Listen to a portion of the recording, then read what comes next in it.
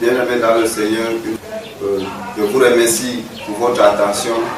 Je rends infiniment grâce à Dieu le Père Tout-Puissant d'avoir touché le cœur de sa servante, la prophétesse Déborah, de m'avoir invité à son ministère cet après-midi. Bien-aimés dans le Seigneur, le thème de cet après-midi que le Dieu de gloire nous a inspiré s'intitule « L'attitude d'un élu auprès de son guide spirituel ». Bien-aimés dans le Seigneur, je rends une fois de plus grâce à Dieu de nous avoir permis d'être connectés en cet après-midi dans Christ Vision, la télévision du ciel. Bien-aimés, le thème de cet après-midi que le Dieu de gloire nous a inspiré s'intitule « L'attitude d'un élu de Dieu face à son guide spirituel ». Dans ce thème, le Dieu de gloire nous a permis de tirer dans la Bible l'attitude de 4 personnages et leurs élus. C'est ainsi que nous allons évoquer et décrire l'attitude, premièrement l'attitude de Samuel auprès de son guide, le sacrificateur Élie. Ensuite, l'attitude d'Élisée auprès de son guide Élie. Et l'attitude de Saül auprès de son guide Samuel. Et enfin, l'attitude de Géasi auprès de son guide Élisée.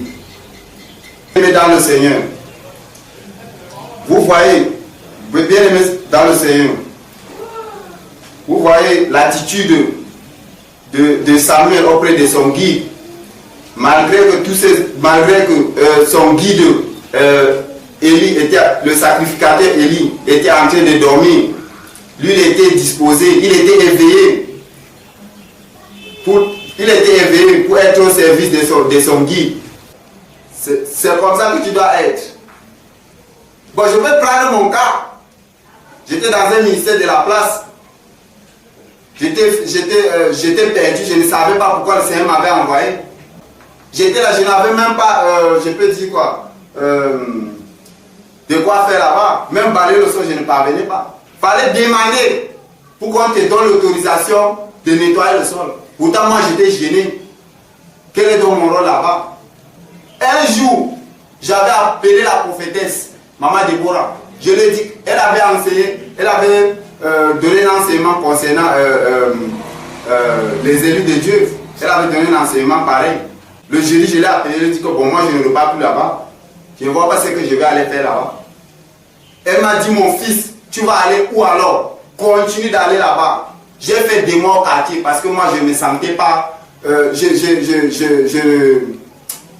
ne regardais pas ce que j'allais faire là-bas tous les jours. Chaque dimanche, bon, des jours comme ça. J'étais resté au quartier, bien aimé. Élu de Dieu, pendant 4 mois. Un jour, quand je suis rentré dans mes petits pointages, j'ai appelé la servante de l'Éternel dans la nuit. Je lui ai dit, maman, je vais repartir là-bas. Elle m'a dit que oui, il faut aller. Tant qu'on ne te chasse pas de là-bas, ne quitte pas le ministère. Je suis donc allé là-bas. Et je ne suis pas allé Kouniakoya, comme on dit là. Hein. Je me suis d'abord apprêté, j'ai d'abord bien prié, j'ai jeûné. Après le culte, mon guide m'a appelé dans son bureau. Il a commencé à me parler. Je n'ai pas répondu. Je le regardais. Jusqu'à ce que, bon, lui-même il a pris une décision. Il m'a demandé de sortir de son église et de ne plus jamais remettre les pieds. Élu de Dieu. Et il m'a même dit que j'étais disgrâce. Si j'étais têtu, élu de Dieu, j'allais lui répondre et la malédiction devait me toucher. Et me voici aujourd'hui. Je ne l'ai rien dit, je suis rentré chez moi. À ma grande surprise, le Seigneur m'a envoyé dans le livre de Romains 8. Quand j'ai lu ça, je me suis senti plutôt... L'homme ancien qui était en moi était sorti. C'est comme si j'étais dans une prison. Bien-aimé. Ne quittez jamais vos guides sans qu'eux-mêmes prennent leurs propres décisions. Bien-aimés, nous allons continuer avec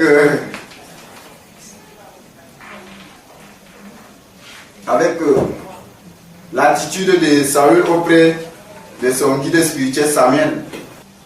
Quant à moi, bien-aimé, je ne sais pas, cet après-midi, ça c'est j'ai trop d'émotions. Vraiment, oh. Quant à moi, je rends grâce pour la vie et le ministère de la prophétesse Déborah, vers laquelle il m'a orienté, après avoir été frustré de gauche à droite. Bien-aimé, je ne savais pas que je pouvais libérer un pareil message. Un pareil message vraiment. Waouh. Bien-aimé. Réalisez encore le cas de Élisée et Élie. Je sais que votre attitude va changer vis-à-vis de votre guide. Je ne sais pas pourquoi le Dieu de gloire insiste sur le cas d'Élisée et Élie. Je ne savais pas que je pouvais libérer un tel message bien-aimé. Je suis surpris de moi-même.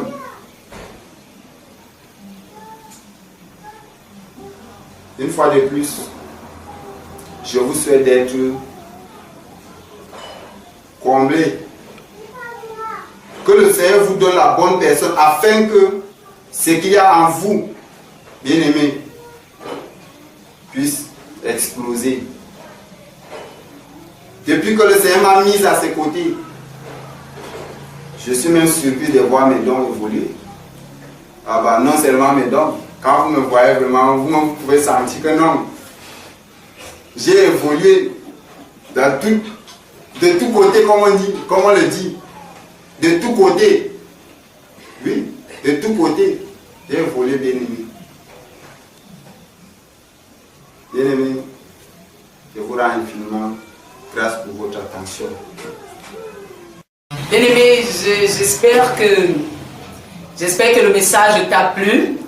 C'est vrai que cet élu de Dieu, il est tellement rempli d'émotions qu'il n'a même pas pu se présenter. Bien-aimé, il s'agit du prophète Zébo. Je bénis le Dieu de gloire pour sa vie. Je bénis aussi le Dieu de gloire pour, n'est-ce pas, toutes les personnes vers lesquelles, n'est-ce pas, il a appris un certain nombre de choses, auprès desquelles il a appris un certain nombre de choses, jusqu'à ce que le Dieu de gloire, comme il vous l'a dit, l'envoie vers moi. De toutes les façons, bien-aimés, je compte, puisque l'Éternel m'en a donné le mandat, faire le maximum pour que tous les élus, n'est-ce pas, de Dieu, ces jeunes-là qui sont en train de monter et qui ont quelque chose en eux, n'est-ce pas, qu'ils puissent exprimer cela par sa grâce. En réalité, je suis mère de nation, donc je ne rejetterai pas celui que le Dieu de gloire m'envoie, afin que je puisse, n'est-ce pas, l'aider à réaliser sa mission sur cette terre. Nous bénissons encore puissamment le Dieu de gloire pour ça.